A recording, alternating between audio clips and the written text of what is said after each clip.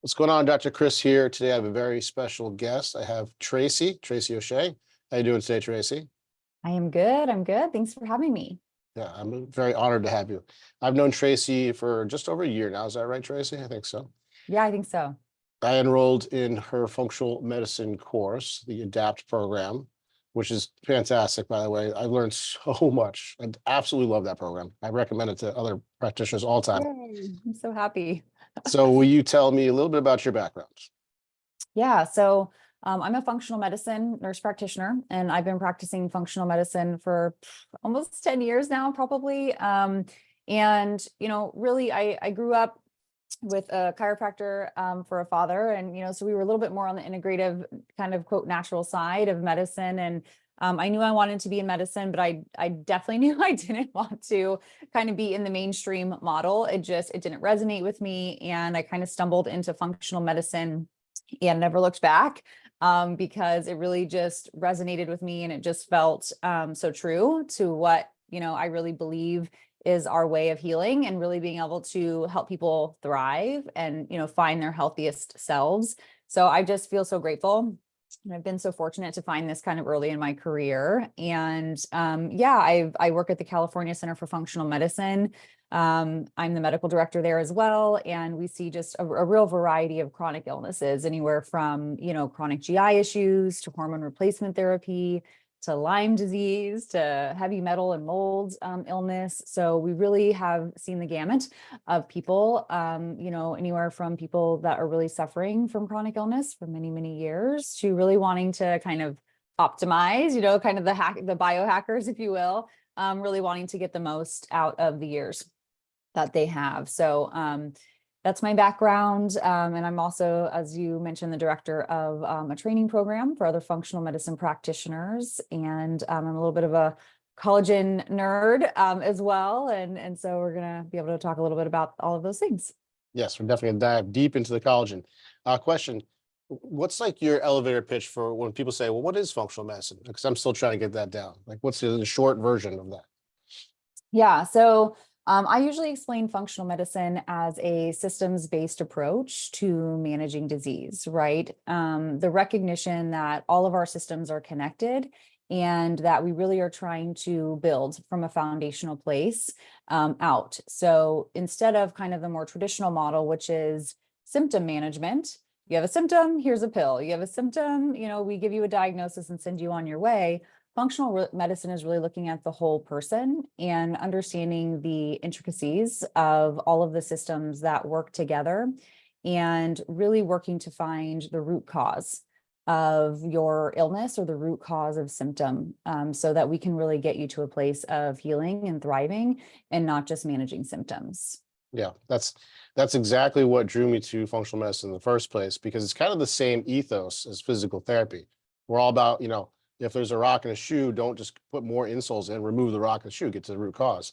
So when I heard you guys talk about this, like I also felt like it was the piece that I was missing in physical therapy. I was seeing all these sort of systemic things and not being able to solve that. It was frustrating for me. So I want to be able to solve everything. So that's what really brought me to it. Question for you. How long were you in sort of, I guess you'd call it mainstream medicine before you transitioned to functional?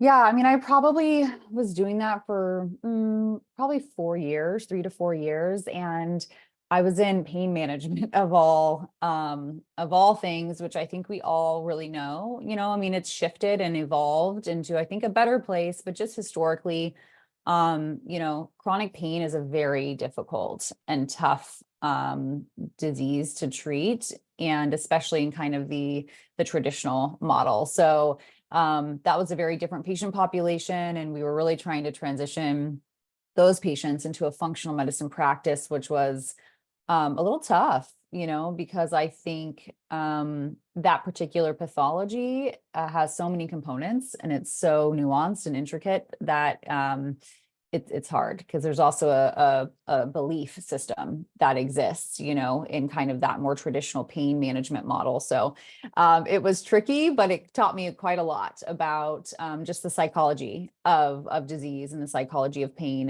and really trying to speak to people's hopes and wishes, for being able to thrive. So it wasn't too long, but it was long enough, I think, to be able to kind of, pull some information from that. Yeah. I imagine the burnout rate's pretty high in the traditional pain management setting because, I used to do home health physical therapy, which I kind of reminds me of a similar concept of like, I wasn't really seeing people get better. At best, I was helping people slow down a disease progression. I didn't feel like I was fixing anything. And I feel like the mainstream medical model does not do great with chronic pain, right? Because it is super complex. And there's so many factors to it. And this is where you get into pain science, right?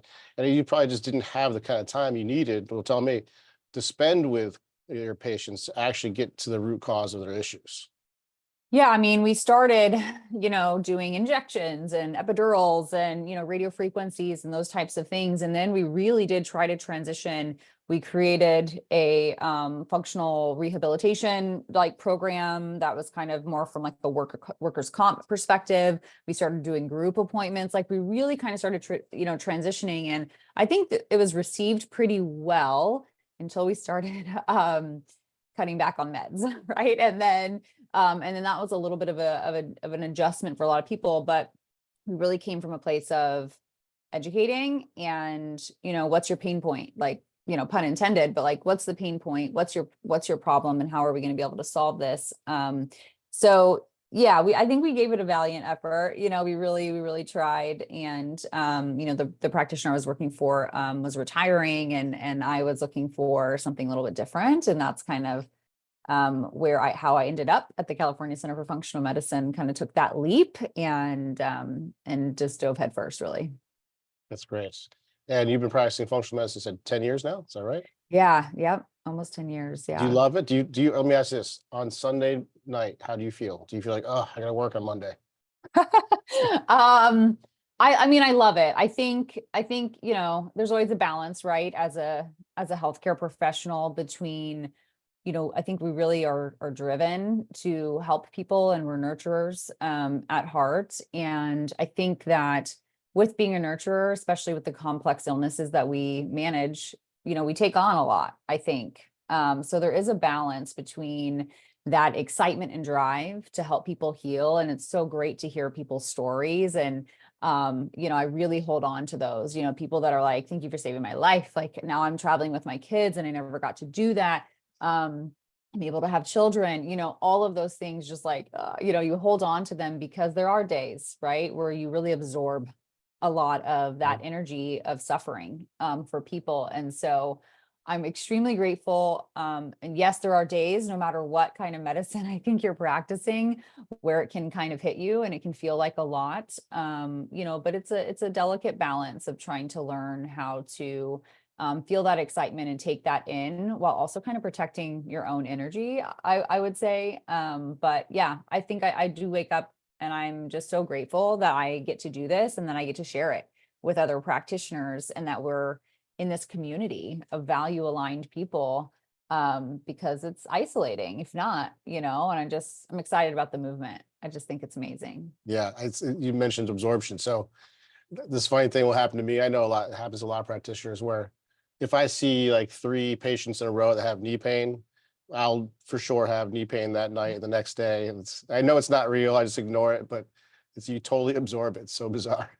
Yeah. Yeah. I mean, we're creatures of energy, you know what I mean? Like it's impossible for us not to. And I was just listening to something else about emotional intelligence and personality intelligence. And there's mirror neurons, that exist. And just evolutionarily, we've evolved to have these mirror neurons to kind of mirror what, who we're communicating with and who we're in. And I suspect it's probably just like a tribal evolution, survival thing, but it's wild, right? That, I mean, we really do mirror the person that's in front of us and the people that we surround ourselves with, and both positive and negative. And those energies, it's impossible really to try to completely avoid it. So I think, we really have to be pretty present and intentional when we're with our patients, for sure.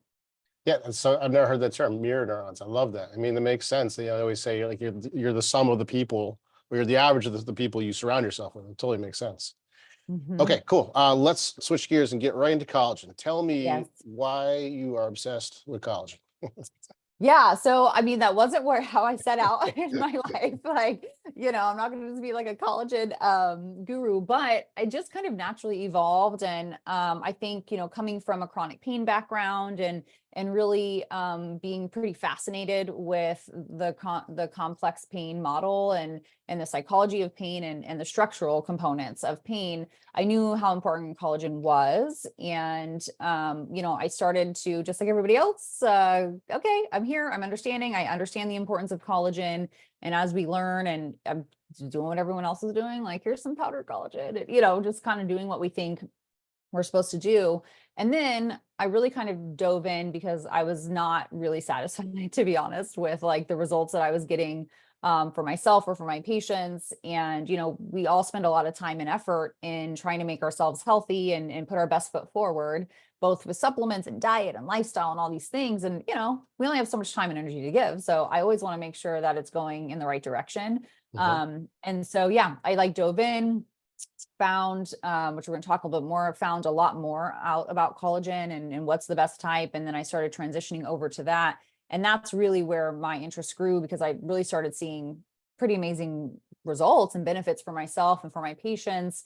And that's just kind of how that happened. You get excited when things start to work, and then you're like, okay, I'm going to put more energy into this and figure out how I can help more people. So it just kind of, I think, has evolved over the years. What are the typical results that you see? What are like the biggest changes you see when and the follow up to that, how long does someone really need to be doing collagen for to start seeing a benefit? Yeah. So, I think, and we'll talk about this, I think the type of collagen that you're taking, the bioavailability of it, the quality of that collagen, and the absorption rate of that collagen. I mean, those are all kind of common sense things, right? Like anything that we're putting in our body, we want to make sure we're checking off the boxes. So making sure that we have the right collagen that our body is taking in and is helping synthesize more collagen. We're going to talk a little bit more about that and why that's so important. But for me, with the shift in the type of collagen that I'm recommending to patients and using, the things that I'm seeing mostly is, first I'll kind of start to see improved hair. Like I get a lot of hair loss, hair thinning, hair shedding complaints from people, whether that's postpartum, post-COVID, nutrient deficiencies, autoimmune diseases. There's kind of a realm of things that can kind of go into that. But I will see, improved hair loss initially first, and then nail growth, like those types of things. And then that kind of quickly transitions to improved joint pain and mobility. We've seen, especially with osteoarthritis, I see that a lot with my osteoarthritis patients, people who haven't been able to run for years, are starting to be able to have better lubricating joints, better mobility.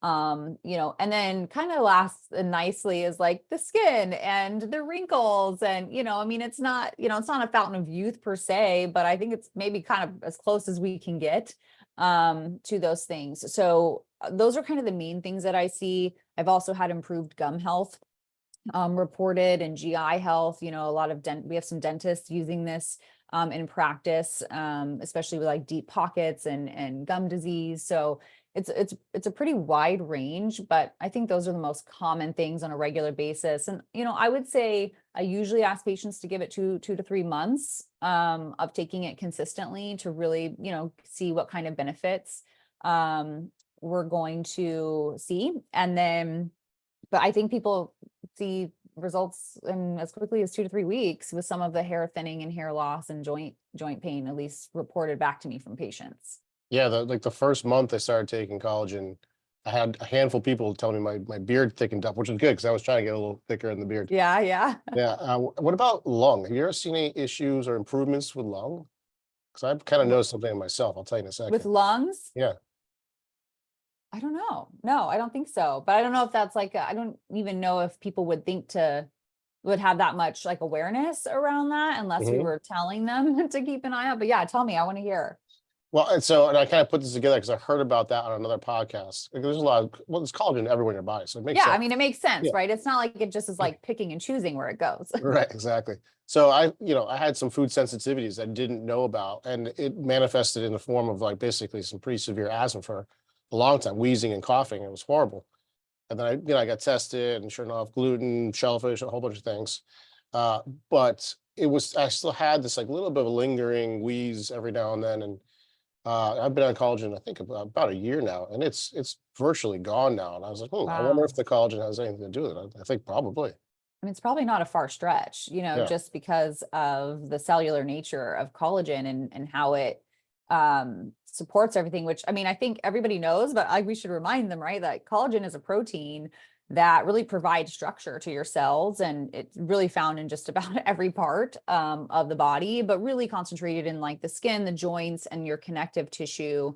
And it really helps provide, lubrication, mobility, hydration, like the fullness of your skin and your joints. And we just unfortunately start to lose this as we age. It is just a natural process of aging, and it's about 1%, of collagen per year. And then by the time you're in your 50s, you've lost nearly 30%. Less collagen than you had, in your 20s. And it just starts to kind of go from there. And that's just the natural degradation of collagen, not really to mention the environmental factors that can accelerate that process, which, I mean, probably not surprising, which is sunlight. And listen, I love sun. It's super important. Like we all know about circadian rhythm and sun, but ultraviolet, rays can break down, collagen fibers and can lead to the reduction in collagen production. So there's kind of that sweet spot balance that we're trying to get to. Smoking can accelerate, I mean, everything really, but for collagen purposes, it can really decrease oxygen and nutrients that are delivered to the tissues, and that can really result in the inability to make collagen. Stress is like, everywhere. Mhm. And but cortisol can impact how the collagen breaks down and reduce your body's natural production. And then sugar. I mean, high sugar consumption leads to the advanced glycation in products, and that can really damage proteins and can weaken collagen, which once you kind of start that process. So you kind of just have the natural process of collagen breakdown, but then you add in like just our environment and Just all the life. things that we are managing. Yeah, like life, right? It really can accelerate that process. And, that's the visible signs and feelings that we have sometimes of quote aging. So yeah, the sugar part's really interesting. So you mentioned glycation. So that glycation is like it's a sugar molecule attaches to something, right? And that will in turn damage that molecule. So this happens to Correct. collagen too. That's crazy. I didn't know that. Yeah. Yeah. Yeah. Hmm. Mm-hmm. Okay. So Yeah. let's go into like a little deeper into what collagen is. So there's different types, right? I mean, I know Yeah. there's like type one, type. Can you kind of walk us through some of the different types? Yeah. So, type 1, 2, and 3 are, I'm going to probably just talk about those mostly. There's a bunch of other ones, but they're a little less common and Hmm. not as, just not as pertinent, I think, to Yeah. the conversation. So type 1 and type 3 are probably like the most common that we have heard, because they are the ones that are traditionally in a lot of the powdered collagen supplements. And type 1 is usually derived from porcine skin, but which is pig skin, bovine or cowhide. It can be pulled from fish or eggshell membranes. There are some out there from eggshell, and it's the one that's commonly found in bone broth or collagen powder. And it is kind of probably one of the more abundant sources of collagen. You've also got type 3, that's hydrolyzed and derived from bovine sources as well. And then type 2 is generally undenatured or unhydrolyzed collagen, and basically depends on how it's processed. Essentially is kind of what, when we're talking about the hydrolyzation of something. But this is often derived mostly from chicken, honestly, chicken cartilage, and is the type that is thought to. Type 2 is a little less commonly found in supplements, except for the one that we're going to talk about. But the type 2 is interesting because it's thought that we can also stimulate the production of type 1 and type 3 by using certain matrix of collagen, a certain combination of ones. So each of the collagens have a different source, like they're found in joints versus skin versus, so they'll all kind of be found in different areas and concentrated. But those are the main three that are, pretty important. I think it's important just to mention that there's really not a vegan collagen that exists. I get that asked a lot. But there just is not a current source of vegan collagen that is not from an animal source. So if you're on a vegan diet, you're most likely collagen deficient. Is that fair to say? Yeah. I mean, yes, I would say it's probably worse than maybe, you know, somebody who is an omnivore or even a pescatarian, you know, I mean, yeah. And I, you know, no shame, right? Or no shade on vegetarians or vegans, but I think if you are a vegetarian or a vegan, you really have to be super intentional with your diet and the choices that you make, because it's a pretty common thing for me to see major nutritional deficiencies in my vegans and vegetarians, including collagen and protein sources. So I think it can be done. I just think you have to be very intentional about the nutrients that you get. Mm. So yeah, let's go a little more into the food sources. So you mentioned bone broth and like chicken cartilage, right? So, but where else how can you get it into your diet more? Yeah, I mean, you know, I think that best case scenario, right? Just evolutionarily, like if we were back to where we were, where we were eating whole animals, we're eating, you know, connective tissue and ligaments and bones and gnawing on bone, like I think we probably would be all right. Like we'd be better than we Mhm. are now, and we'd be getting those sources. But really the main sources of collagen are going to be in your animal skin, your bone broth, your ligaments. Seafood can be really rich in collagen also. So I mean, it's mostly animal sources of collagen, and it's sometimes the parts that nobody wants to eat. Yeah, it's like organs and Yeah, like, you know, ligaments and bone marrow and, you know, all of these things. And that's great. But normally they're like delicacies, like, yeah, we're going to a restaurant. And I'm like, oh, okay, I'll get that bone marrow because it sounds cool, you know, but Mhm.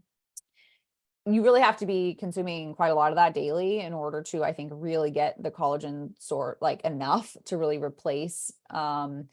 And the other thing, right, is there are nutrients that help with the absorption and production of collagen. And so not only is just the food source of collagen, which is most people, I think, are probably, it's going to be like animal skin and bone broth. Like that's probably going to be the main things that people are down with, you know, Yeah. unless they're eating like knuckles and ligaments and that's fine. You know, some cultures do, but it's Yep. not as common. Then also just diet that is full of color, right? And has a lot of rainbow, vitamin and a lot of fat soluble vitamins. Vitamin A plays an important role in collagen synthesis and skin cell growth. Vitamin C, we've probably heard around that, but that is essential for the synthesis of collagen and also as antioxidants. And, you know, it's fights for free radicals. Zinc really helps promote healthy collagen production. Manganese is necessary for like the enzymatic reactions to help form collagen proteins.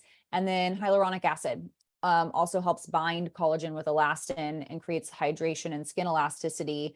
And that's, you know, this is kind of where we talk about a complete collagen or an incomplete collagen. And in my opinion, a complete collagen has all of these components. So we're talking about, you know, a high quality collagen, hyaluronic acid, which is, you know, makes up the structural component of skin. As I was saying, it's like moisture retention and elasticity. And if you have a complete collagen, that's really great. Like the one we're going to talk, like the one we're talking about, is it also helps reduce the breakdown of hyaluronic acid, which contributes to aging. And then you also will have some of these other nutrients that are part of that particular supplement. If you're getting a really well-rounded diet, great. You might not need a lot of those other nutrients because you're really hitting on all the key parts, but it's multifaceted, you know, all of these things don't just happen in single, your body is not like a single cell, right? Nothing happens with a single product. Like you really want this nice combination of things that are going to help round out your collagen production and your collagen stores. And that's what you mean by bioavailability, right? When it's kind of in its natural form, your body's just going to take it so much better. So I'm Yes. guessing, sorry, good.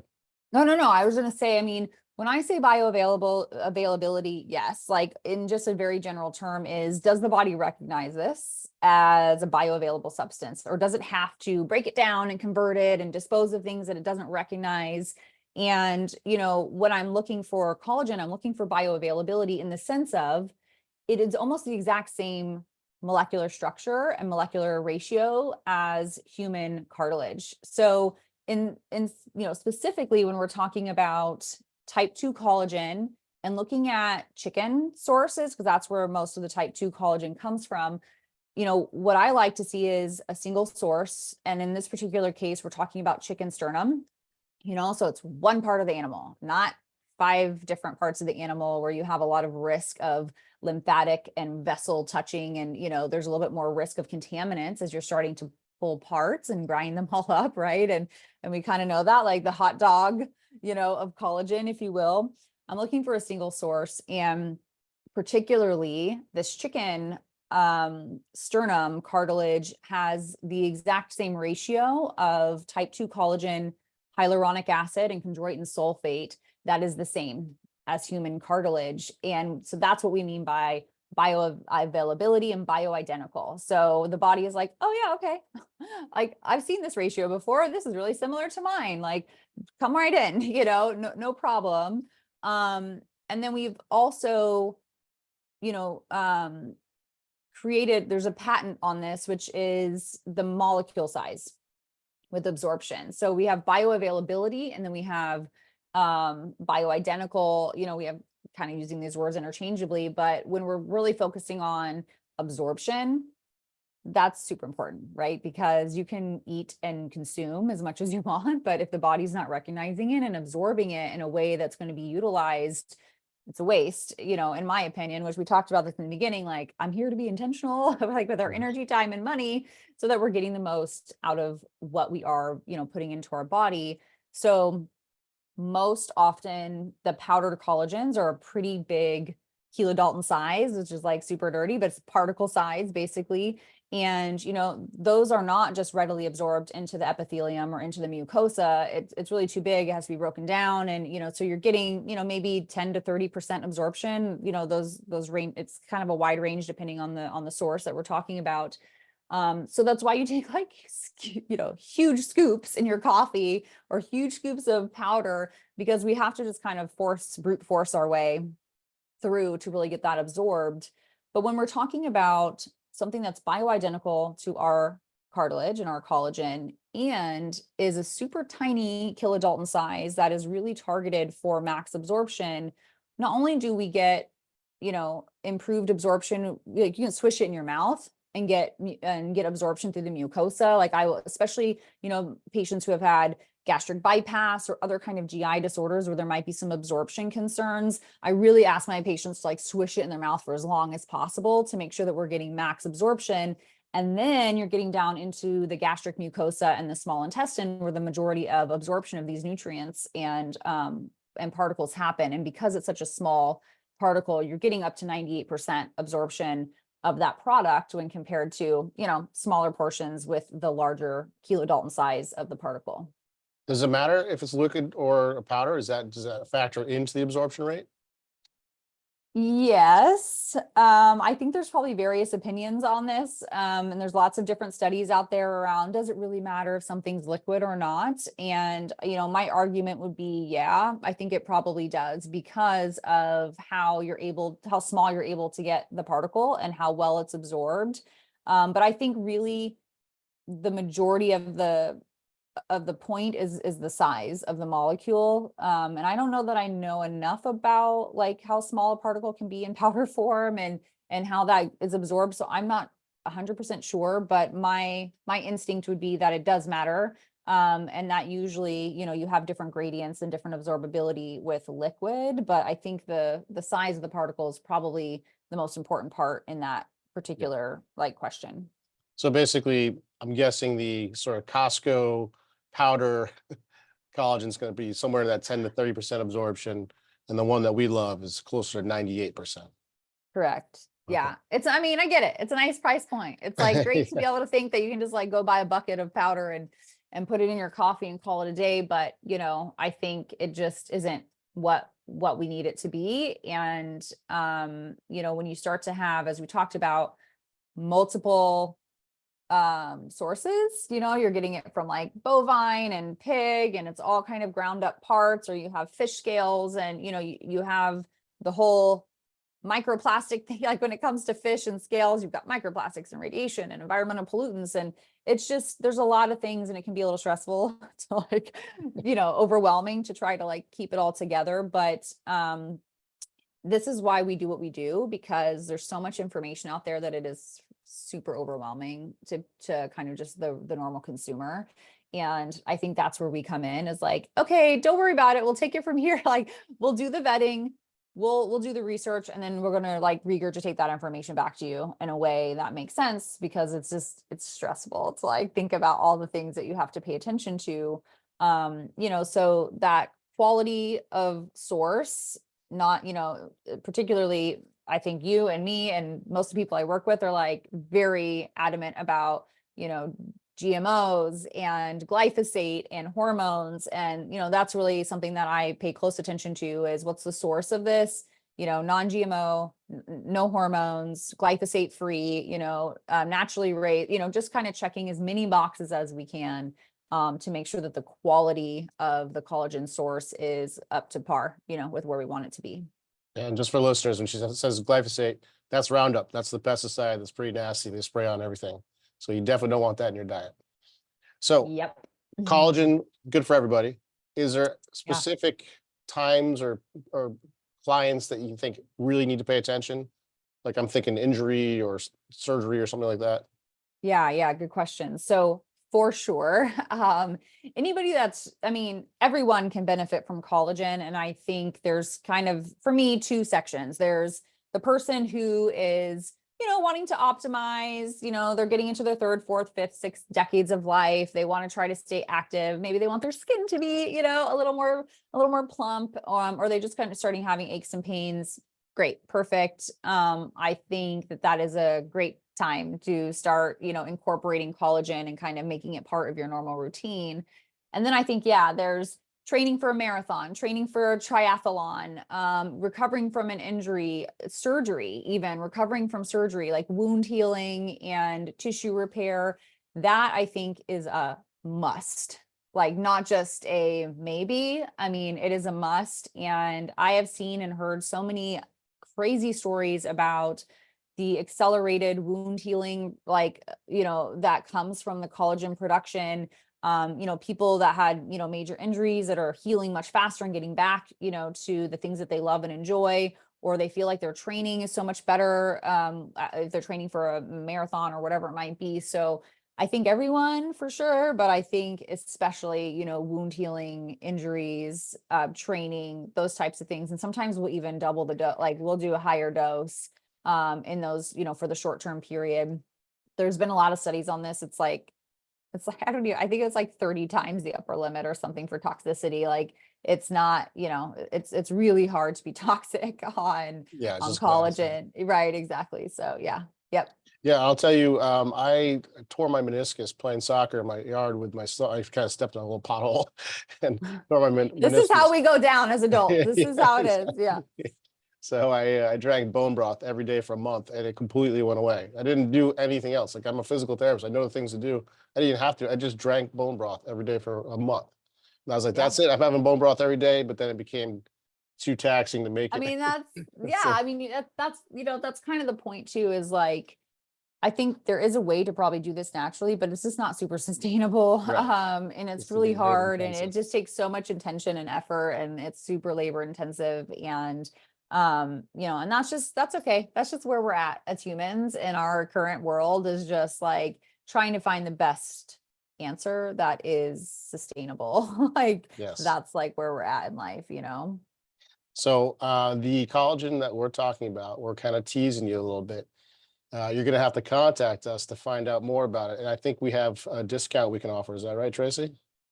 Yeah. We, this is kind of one of those things where we want everybody to try and know and be informed and really be using a high quality collagen. So yeah, we have some $25 off and some different new customer discounts that we're happy to share. with you. The great thing about this is there's a 30-day money back guarantee too. The goal really is to help people find their healthiest selves and to really find things that are going to work for them. And if it doesn't, then great. We want to make sure that you find the things that you like and that pay attention to what feels good for your body. But yes, happy to share. And always we love talking about it. So if people have more questions, I'm sure we will find the time to answer them for people. Yes, I've now become obsessed with collagen myself. So if you want to find out more, email me info@dynamicnaples.com, or I'm putting a form in the show notes. You can fill out that form and we will respond to you. Outside of that, is there anything we missed on collagen, Tracey? I don't think so. I think we got almost all of it. And I think just to reiterate, quality of the source, single sourced, non-GMO, no added sugars, all of the things that we really care about. And then you want that bioidentical nature of the product that has that same ratio of collagen, hyaluronic acid, and chondroitin sulfate that we have in our bodies, what we're calling a complete collagen. And that's really why we talk and are so passionate about this, is we really want to make sure that the right things are getting into the body so that we can really get the most out of our energy, effort, and time.